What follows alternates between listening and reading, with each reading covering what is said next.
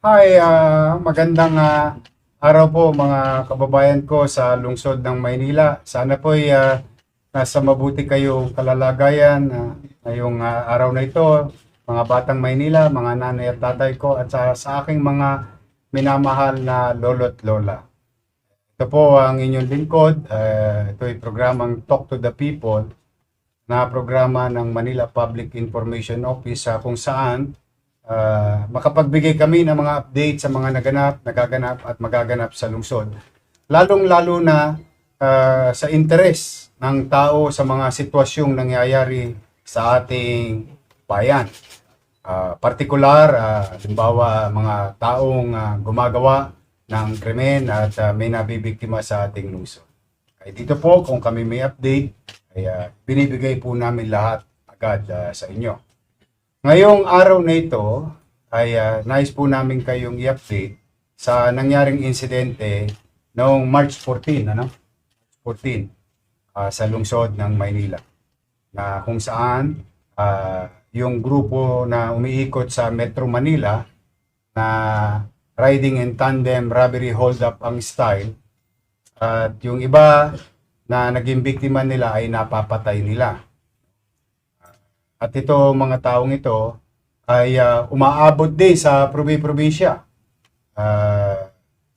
Base nga po sa mga napaulat, may mga nangyari pa sa Baguio, sa Cabanatuan, sa Nueva Ecija, and so on and so on. Now, mga kababayan, isa po sa nabiktima nila ay isang retiradong pulis ng lungsod ng Maynila. Nagretiro na walang indulto, maayos, at naging mabisang pulis Maynila. Kalulungkot mang isipin, sumakabilang buhay po si George dala ng mga lokong ito. And you already know that we asked for them to immediately surrender, particularly yung mga kasama nito. At nalaman nyo na rin na yung isa sa suspect ay nagsumuko sa ating pulis at itinuro itong si Albert Madarao. At dahil po doon sa mga ilang testimonya niya, may contradicting testimonya rin ito, but be that as it may, malugod po naming ipinalam sa lahat ng tagalungsod ng Maynila. At ito'y maging babala naman sa lahat ng kriminal na maaaring pumasok at gumawa ng krimen sa lungsod ng Maynila. Today, we can honestly say, justice is served to the family of Capistrano. Ito po si Aldo. Ipakita mo. Yan po yung nasa litrato, nasa CCTV, na napanood ng madlang tao o ng taong bayan. And he was properly identified also by B-Boy na siya yung kasama. Siya po ay kaninang madaling araw ay nadakip sa White Diamond Inn, San Pedro, Laguna. Base na rin sa mga impormasyong ibinigay ng publiko. Kaya ako po, on behalf of the family ng Capistrano family, on behalf of the people of Manila, maraming salamat sa taong bayan na nagbigay ng impormasyon sa amin na ito, nag-check-in sa Nueva Ecija, sa Cabanatuan, paikot-ikot sa Arayat, pati sa San Mateo, kung saan-saan po ito nagpunta at nagbibigay ng impormasyon sa ating kapulisyahan ay mga taong bayan. Alam niyo po kung sino kayo at maraming salamat po sa inyo at nasukuldip po. At mapapansin ninyo, meron siyang kasama. Ang pinagtataka ko naman dito sa kasama, alam niya ng wanted yung kasama niya dahil sila'y magnobyo. Nakisapakatu ito. Alam niyo po, bawal po yun sa batas. I will let the justice system run its natural course. Pero sigurado po, ito po ay masasama sa kakasuhan. Kasi itong lokon to, eh, kaya naman ay talagang taong bayan ay nag-aalala kasi ito po ay tumatakbo sa mata ng batas na considered armed and dangerous. Isang bagay na, siyempre, kahit naman sinong mamamayan, kapag nakakitaan ng kamukha niya, inuulat sa amin. At napag-alaman din na laging may kasama. Ngayon, ay natuntun, pagkasama sila, ay syota ho nitong Albert. Sila po ay haharap sa husgado sa mata ng batas. Bakit to hinanap bukod sa manhunt na ginagawa ng PNP or Manila Police District? Ito pong Albert Magdarog ay may mga standing warrant. Now, I would like to take this opportunity and maybe after this broadcast, we will call Mayor Magalong of Baguio City. Sapagkat ito'y pinanggigigilan din po ni Mayor Magalong. In fact, may balita po kami na may patong din po to sa ulo o papremyo nga, masasabi, o sa salitang kalsada. Dalanang ito'y gumawa ng isang krimen na siyang nagdahilan upang magamit ng Manila Police District. Yung warrant of arrest issued by Branch 3, no?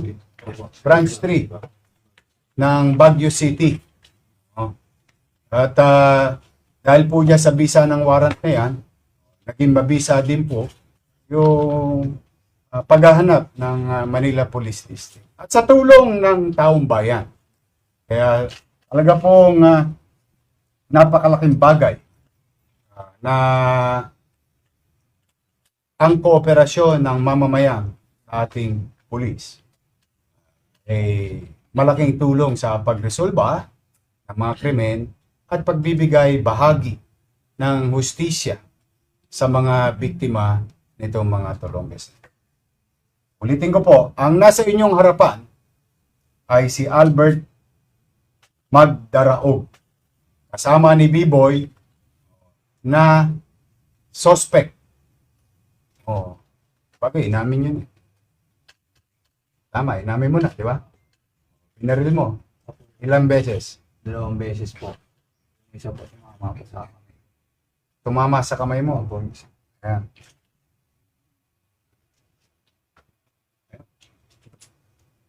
So hindi rin sa suspect. The way I look at it, but there will be a process that it's going to be followed.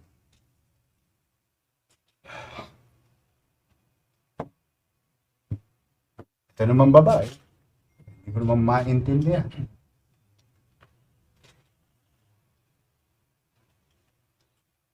O paano ngayon yan? You will be charged of harboring criminals.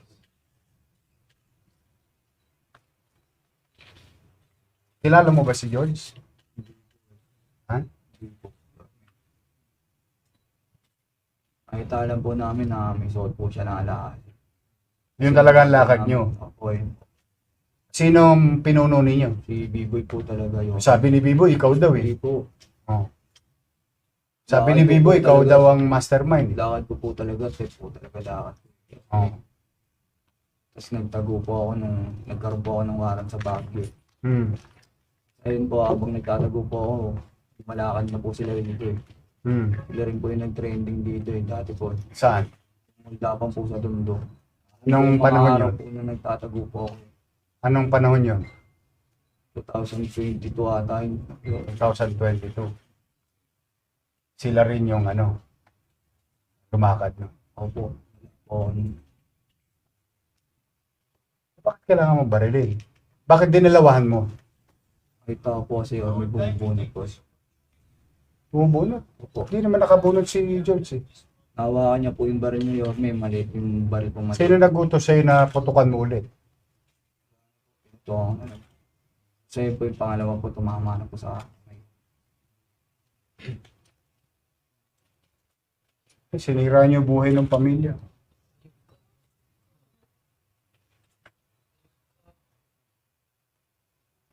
Walang kasaysayan. Tagal-tagal na naglingkod nun sa Maynila. Buong buhay nun. Para mapangalagaan kayo, eh kayo rin pala bibiktima sa kanya. Hindi ko po alam na pulis po yun. Eh, kahit alam po na ano, yun po yun. Eh.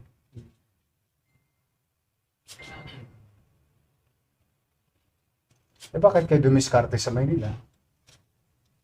Madami daw po kasi dito yun. Madaming ano, may alahas. Mga alahas. Ba't di ka pa sumuko? Sumuko na si Biboy. Takot po ako yun. Eh. Ba't ka natatakot? Nalalaman mong pulis ang pinatay mo. Opo.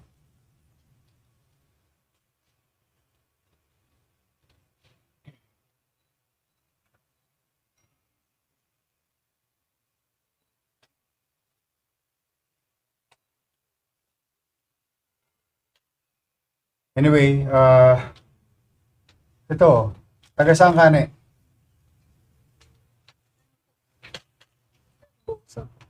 Herbosa. Sa Tondo ka rin. Ando na nanay mo. Dito ko lang po sila.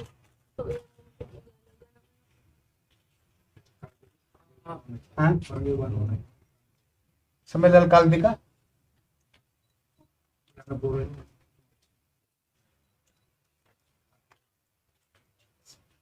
Kaputok niyan, sumama na siya rito. Makakasasit naman yung bata.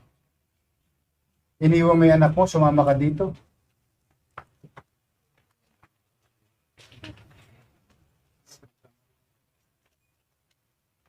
Eh, papanagutin niya sa mata ng batas. Sabi ko sana sa mga kabataan, o lalo na sa mga bata, no?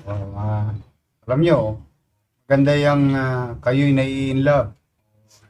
Kayo'y kakaroon ng partner sa buhay. Pero kung sa tingin nyo naman, tulad nito, gari mo, may anak. Tapos iiwanan mo yung anak mo, pipiliin mo, criminal na boyfriend. So anyway, gusto ko lang pong at least mabigyan ng tuldok. After, ano ba ngayon? 20, 10 days. 10. 20 ano ngayon? 24. After 8 days. As we have promised, the people of Manila, kami po ay bilang gobyerno at organisasyong pulis. Maaaring hindi perpekto ang aming organisasyon among ourselves. But we guarantee you, we will not tolerate abuse. At the same manner, pagka ginawa ninyo sa Maynila, yung krimen, talaga pong hahabulin namin kayo, whether the following day, mahuli namin kayo 1 week after, 1 month after, 10 years after, it doesn't matter to us.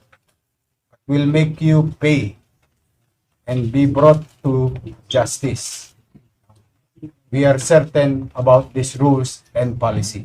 Now, having said that, bago ko po ibigay ito sa media, dahil puno-puno po ng in fairness po sa ating mga media, talagang nag-aantabay ito mga ito ng balita at update. Ayun. Now, next, kung nanonood kayo, kayong tatlo na basag kotse gang na may huli kayong biniktima sa Maceda Street, meron na kaming mukha ninyo. Alam namin taga saan kayo. Malapit lang kayo. You are about 3 kilometers. Maring pinagtatawan-tawanan nyo kami ngayon. Ulitin ko ha. A few weeks ago, may insidente sa Maceda. Basag kotse gang. Nananahimik yung kotse, binasag ninyo, ninakawan ninyo. Taga-Tindalo kayo. Maring hindi kayo umuwi ngayon dyan. Ulitin ko ha. Kayo ay properly identified. Kung ako sa inyo, bakit ayaw mo nga sumuko? Natakot po ako kasi po, yung pinatay ko po, pulis po. Hindi ko po alam na pulis po yung nadali ko po. Oh. Kaya binibigyan ko kayo ng pagkakataon, kayong tatlo. na involved sa pagbasag ng kotse sa Maceda 2 weeks ago. Ako sa inyo at sa magulang na yon ay surrender nyo na po ang inyong anak o kayo mang nanonood ngayon. Ulitin ko kayong tatlo na grupo na nambasag ng kotse sa Maceda Street, mananghali. Broad daylight. Wag nyo nang hintayin, nakita nyo yung sa kodli ko. Na baka alam nyo, may insidente. Buto ito, nung nakita ni Anisete, tinaas kagad ang kamay. Akala namin, bubunot dahil as he is considered armed and dangerous with capability to intent to kill. Kita ninyo yun. Talagang mapapabilib lang ako sa Manila Police District. Dahil kahit anong sikip sa dibdib, galit at inis kapwa nila, patuloy nilang kinikilala ang hustisya o pamamaraang makatwira. And I'm proud of the men and women of Manila Police District for practicing restraint and follow the rule of law.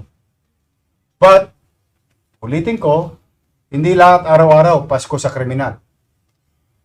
May Pasko rin sa pulis. Baka mamaya sa kalsada pa kayo madisgrasya. Kaya binibigyan ko kayo ng pagkakataon at bibigyan ko kayo ng panahon. Iisa-isay ko kayo ilabas dito. Pero for the meantime, we are focused with this incident and you're next. So to those who are watching, stay away from Manila. If you want to commit crimes in Manila or plan to commit crimes in Manila, it's not worth it. Sulit ba? Sulit bang ginawa ninyo? Sulit hindi. Kaya ninyo. Kaya, kung gusto nyo, magbagong buhay na kayo, mukha namang hindi kayo makikinig sa akin magbagong buhay. Pero kayo dito sa Maynila. Hahabulin namin kayo. Layo ng, ang dami yung impormasyon dito. Nabol sa Cabanatuan, nabol sa Arayat, sa Bulacan, sa San Mateo, sa Marikina, punta pa ng Maynila, tapos Laguna. Ang dami nagbibigay ng impormasyon ng mamamayan. Talagang inano ng mamamayan. Pag nakakakita ng postura niya, tsura niya, but all things are being considered valid. Natsempuan naman. Natsempuan. So, to the family of George Capistrano, I hope your city government that pinaglingkuran, George, nakapagbigay ng hustisya sa inyo ngayong araw nito. Congratulations sa inyong lahat. Thank you very much to the men and women. To General Abad, keep it up. Congratulations to our District Director, General Abad. May pagmamalaki mo talaga ang iyong mga pulis, Maynila. So for now, ito po ang inyong lingkod. Hanggang dito na muna. Ito po ay may medical. May medical na ba ito? Medical na. I-inquest na rin. Sige. For the meantime, we're happy to be of service to the people. And again, pumanatag po kayo in our own little way. As your mayor, hanggat ako po ang alkalde ng lungsod ng Maynila, ay pipilitin ko po sa abot ng aking makakaya 10 ng aking mga kasamahan na naglilingkod sa bayan na ang ating lungsod, baling luma, maging maaliwalas, at panatag ang pamumuhay. Mag-iingat po kayo, at kung meron po mga complainant na sa tingin ninyo ay biktima rin ito, ay maaari po kayo makipagtulungan sa Manila Police District. Magandang araw at pagpalain nawa kayo ng poong may